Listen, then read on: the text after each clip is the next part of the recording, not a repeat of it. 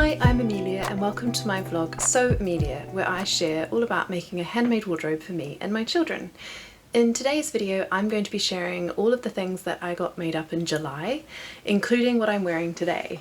I'm going to talk about that at the end of the video, so stay tuned if you'd like to find out more about this dress. The first thing I want to do is say a big thanks to Liz, who is the baker that sews. If you don't yet follow her on YouTube, although I'm sure you will do, if you don't yet follow her, go across to her channel and have a look. She does the most amazing videos, she makes the most incredible things. I love the bright fabrics that she chooses.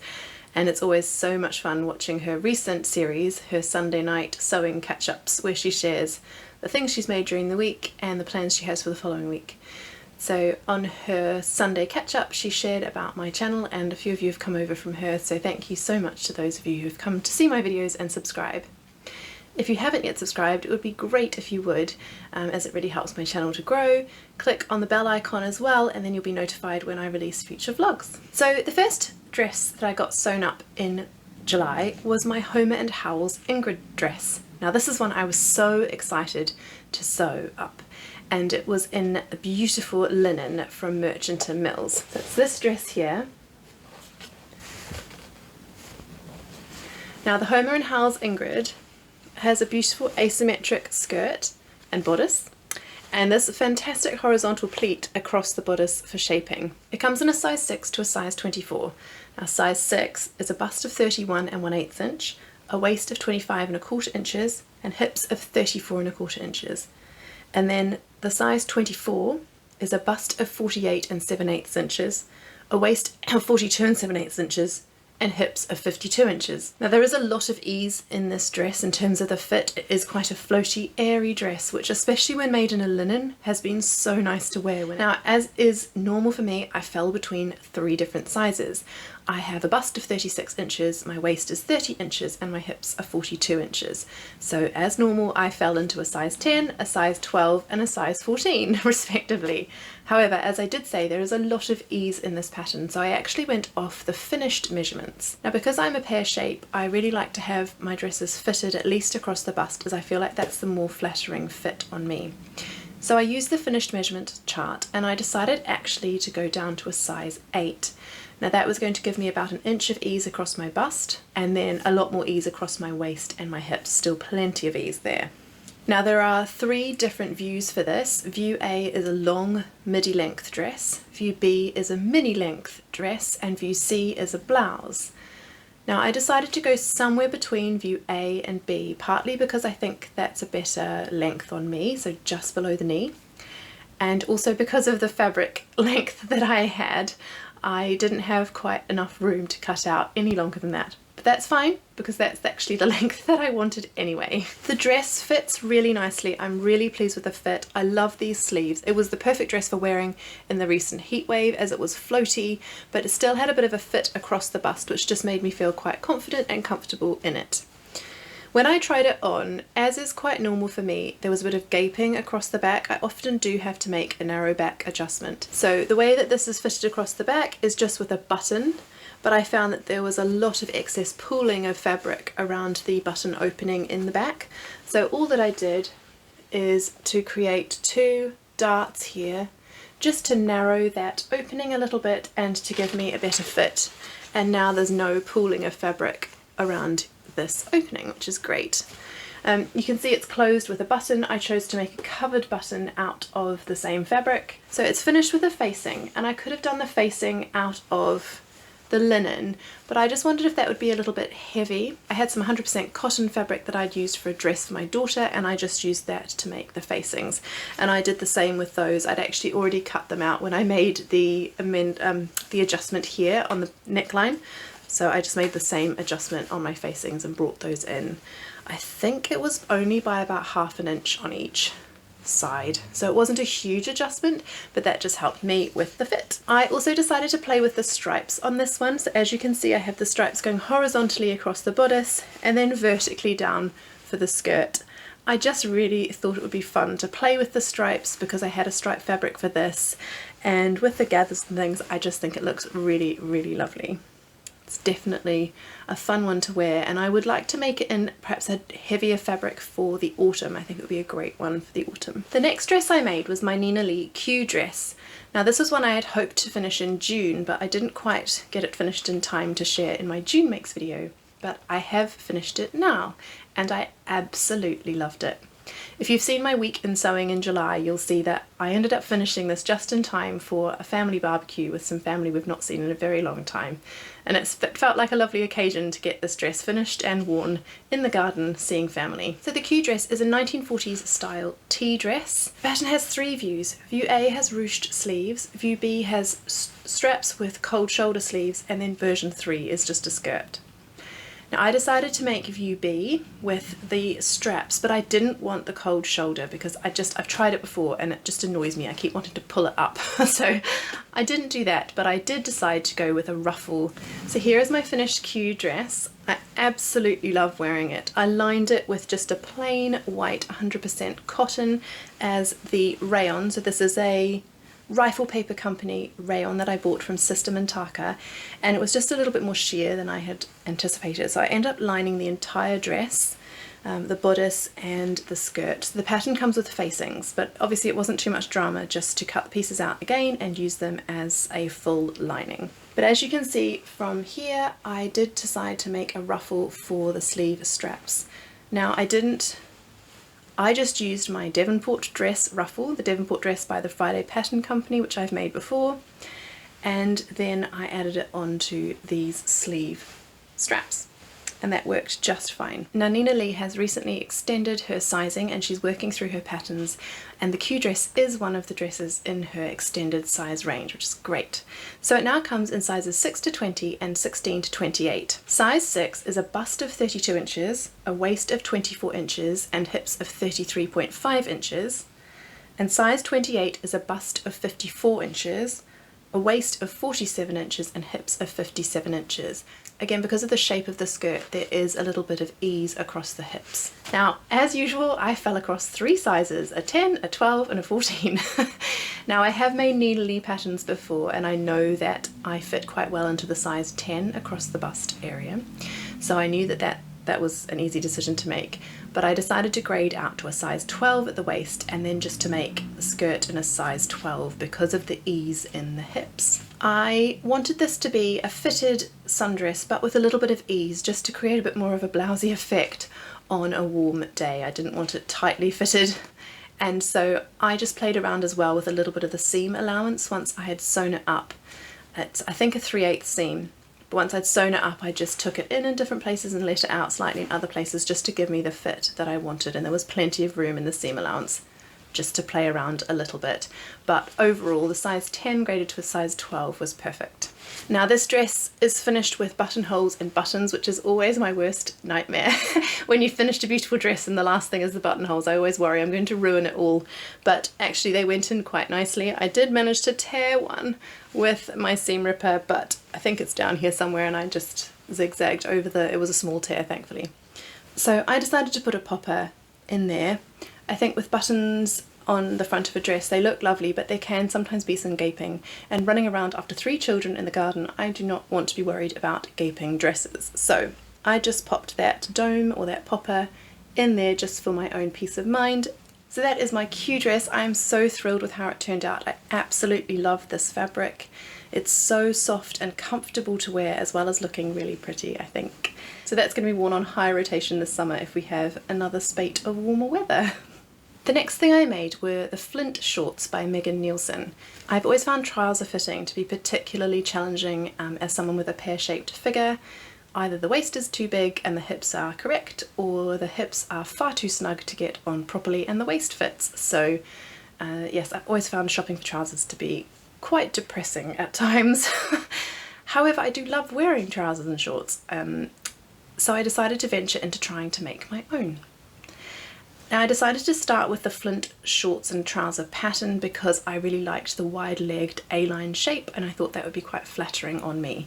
I also thought there would be fewer fitting challenges with this particular pattern, as I have sewed Megan Nielsen patterns before and I know that they fit me quite well. So there are 4 different views for this pattern. View A is trousers with a button closure, view B is trousers with the tie closure.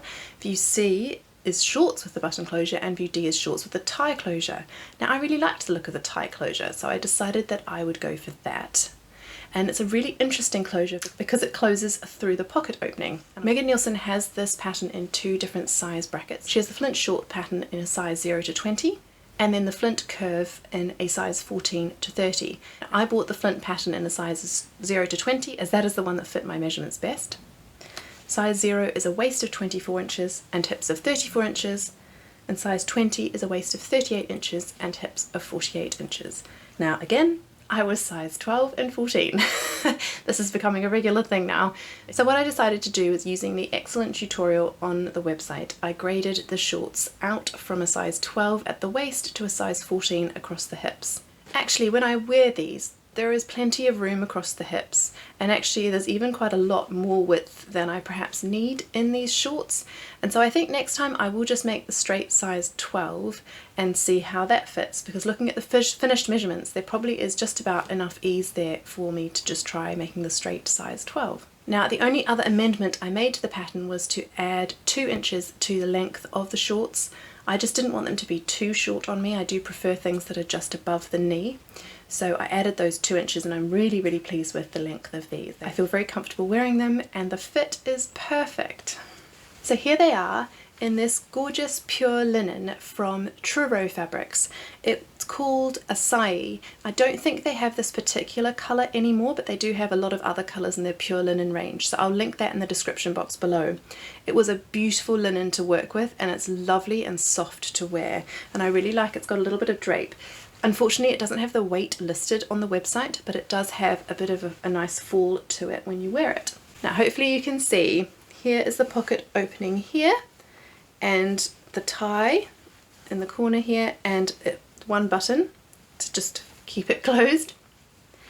And I finished off the pocket linings with some Liberty fabric that I had left over again from a dress that I had made my daughter. It's nice to be able to use these scraps up with other patterns. So yes, there's the pocket there, and then the shorts close through the pocket, which is just such a fun feature. There are darts obviously in the front and the back for shaping, and it does flow beautifully in an A-line sort of shape over the hips. And I've really been enjoying wearing those. They're so practical as well for running around after the children in the summer. So I'm very pleased with those, and I would love to make another pair at some point as time allows. The next thing I made was quite a practical make.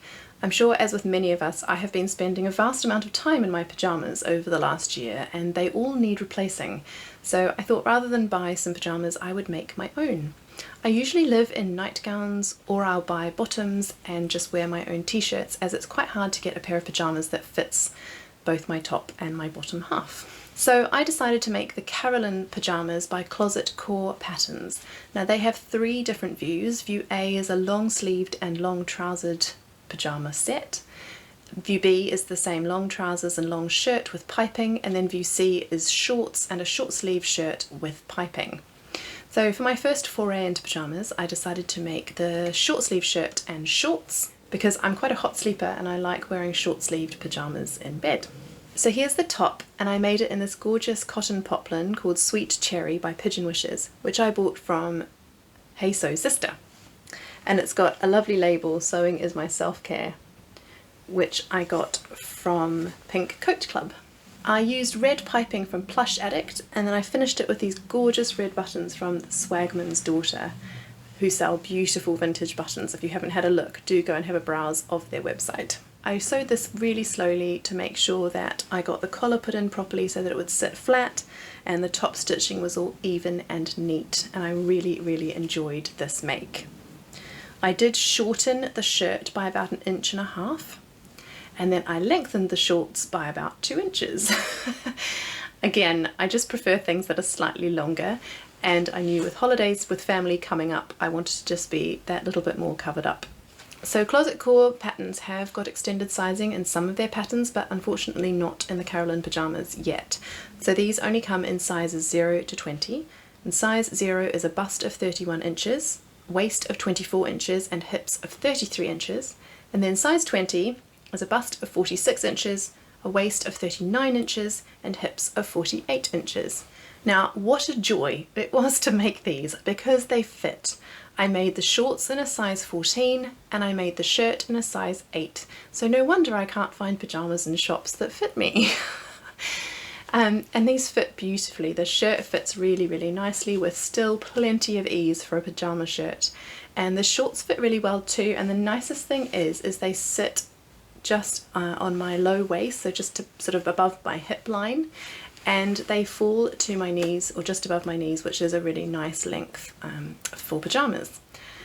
So yeah, I'm so happy with these. They are a delight to wear. They're comfortable. The cotton poplin is very soft to wear. These are the shorts, and I don't know if you can tell, but the cotton poplin is really lovely and soft to wear. And they have pockets. So you can see here, they have pockets. Now, I'm not sure what one would put in pyjama pockets, as I'm sure it'd be quite uncomfortable for sleeping, but it was quite handy when we went on holiday just to be able to shove a couple of things in my pockets before taking the children downstairs for breakfast. So yeah, they are a fantastic pair of pyjamas. I really enjoyed making them. The instructions were great because putting in the collar was quite complicated, and the instructions really held your hand and guided you through that process really nicely. I think the fiddliest thing was probably putting in the piping and just making sure that that went in as cleanly and neatly as I could make it go in. Now, I absolutely loved that make so much that I decided I did need to make another pair, so I'll give you a sneak peek of the pair I'm working on currently, and they'll hopefully be in my August makes, and I'm making them up in that beautiful double gauze from my So Hailey Jane box. It was going to be a dress, but then I love making these pyjamas so much I decided I needed another pair, and I think this double gauze is going to be beautiful as a pair of pyjamas. Now, before I share what I'm wearing, I thought I would share the little dress that I made for my daughter this month. It's from a company that's new to me called Blue Ribbon Heirloom Designs, but I have to say the customer service with this company was absolutely brilliant. I had a few questions and queries along the making process, and I just Instagram messaged the designer and she got back to me so quickly, and it was a great help. I also have to mention Fabuloso here, who printed the pattern for me, and again there were just a few hitches here and there with getting that printed, and the service there was amazing. John, the printer, worked through it with me. There were emails back and forth and we got it printed in the end, but I have to say Fabuloso are fabulous in terms of their service, and also I love the tissue paper they print their patterns on. It's really lovely to work with. So shout out to Blue Ribbon Heirloom Designs and to Fabuloso for the most amazing customer service. So on with the dress. So here it is. It's the most gorgeous little dress. It's called a jumper, the Gracie jumper, and it's got the most beautiful pleats. You sew it together in sections so that you can get the pleats sitting really nicely, and then you sew on the yoke. Now, it comes in sizes 2 to 8, and the sizing was spot on, so I made the size 2 for my daughter and it fits her beautifully. The yoke is lined. Let's see if I can show you. So you've got two-sided yoke there to line that, and that encloses all those raw edges, which is fantastic. And then the arms are finished with bias binding. Now, that was a really enjoyable sew. I haven't put a dress together like this with a yoke of that sort of shape, and it was really good fun to put together. I think I would say that this pattern was definitely for someone who's more intermediate or advanced in terms of their sewing skills, just because the pattern instructions are written out. There are no pictures or very few pictures, so it's just done by you reading the instructions, which is fine. I was very happy to do that. However, having said that, if you are a beginner or an advanced beginner who wants to try this pattern, Blue Ribbon Heirloom has got on their website a detailed video talking you through how to make this step by step. So actually, having said that it's for an intermediate sewist or an advanced sewist, I think if you were a beginner or an advanced beginner or just a keen beginner, you could definitely give this a go with that excellent video on her website. It really does hold your hand through each step of both the marking process to mark your fabric, to cut out your fabric, to put in the pleats, and then to sew it up. So I finished off the yoke with 2 little silver buttons, and they came in the So Hailey Jane kit as well, so it was lovely to be able to use those, and it just looks so sweet on her. I would love to make her another one, perhaps for the autumn, in a slightly heavier fabric, and I'd love to try and do some embroidery on this yoke piece. I think that would look really sweet. And I think because of the armholes being quite generous in their sizing, you could easily put a long sleeve top underneath that and wear it in the winter. Now, the last thing I'm going to mention in my makes video is this dress that I'm wearing today, and this was my Vampire's Wife inspired dress that I put together for the Instagram challenge called SewRecreateTheLook. And that was being run by So Dressmaking and Jen Leg Tees Creative, and I will put their Instagram details in the description box. It was such a fun challenge, and if you haven't gone over to Instagram and looked at the hashtag, I really encourage you to do that, as there is so much inspiration over there and so many incredible makes. So I love the Vampire's Wife dresses. I think they're so elegant and beautiful, but slightly out of my price point, and so I thought, why not try making my own version? So the fabric was from Minerva, and it's the Lady McElroy Cotton Lawn in Cobra Corsage. So it's a lovely weight, as it is quite light to wear, but it still holds the shape of these sleeves. Now, my inspiration dress did have a higher neckline, but I decided to just use this bodice here, which is the Deborah blouse from Vicky Sews, as I know that it fits me really well, and I had already made the amendments on that when I made it for the first time. With Vicky Sews patterns, you choose the size that fits your measurements on the website and you just get that size. I have put more details about how that all works in my July plans video, so do go back and have a look at that one if you want more details on the Vicky Sews blouse and how you choose the size to fit you. But I knew the size 40 fitted me really well, so I just made that off the same pattern pieces I'd used before, and I trimmed it off at my natural waist. The other thing I did, same as the last time, is I increased the darts in the neck by 2 inches on each side, so I actually took in quite a lot just to make the back a little bit narrower, and also to move the sleeves up onto my shoulders to sit in the correct place. The other thing I did this time is to change the direction of the zip. The Deborah blouse is really interesting in that it zips from the centre back downwards. So all I did was just to change the direction of the zip going upwards and then to sew the facings over that zip. Then for the waist pieces here over my waist and hips, I decided to use the By Hand London Jessica skirt. So here's the pattern piece here. So you can see this is one of the panels of the waist area. I don't know what to call it. Fitted waistband. And you can see I extended the pattern initially by 7 inches, but then I took 1 inch off that. So by about 6 inches I extended it by, and I just curved it gently so that it would curve over my hips. And I just did that. I cut out 2 toiles in the end, and I just pinned those to my shape to make it really perfectly fitted, and then drew those back onto my pattern pieces. I absolutely love this shape and the design of the Jessica skirt, and it's a skirt that I would love to make again as intended in the original pattern with that deep waistband. So then to finish off the skirt, I just used the width of the fabric and gathered it into the width that was made by my Jessica skirt waist panels. And it does have an extra ruffle on the bottom of the original design. However, because of time, I wanted to get this finished in time to enter the challenge, and I didn't have time to add that bottom ruffle, but actually I'm super happy with how it turned out. I love the length on me, and I don't really feel it needs the extra ruffle with the way that I've made it, so I've decided to leave it as it is. It's one that I absolutely love wearing, and it's going to be a very special dress. So my husband and I celebrate our 11th wedding anniversary in a couple of weeks, and we've booked a babysitter and a dinner out, and I'm going to wear this for our anniversary dinner, which is very exciting. So thank you so much for watching today. I hope you enjoyed seeing those dresses, the shorts, and the little dress for my daughter. I had such fun making these garments this month, and I hope you enjoyed watching them. Let me know which one was your favourite below, and do let me know what you're working on this month. It's such fun hearing from you in the comments. So next week's video is going to be a week in my sewing life, so I hope you return to see that one. Again, if you want to be notified of when I release my next vlog, do hit the bell icon and subscribe so that you'll be notified of next week's vlog when it's published. I hope you have a great week, stay happy, stay safe, and I look forward to seeing you in the next one. Bye bye!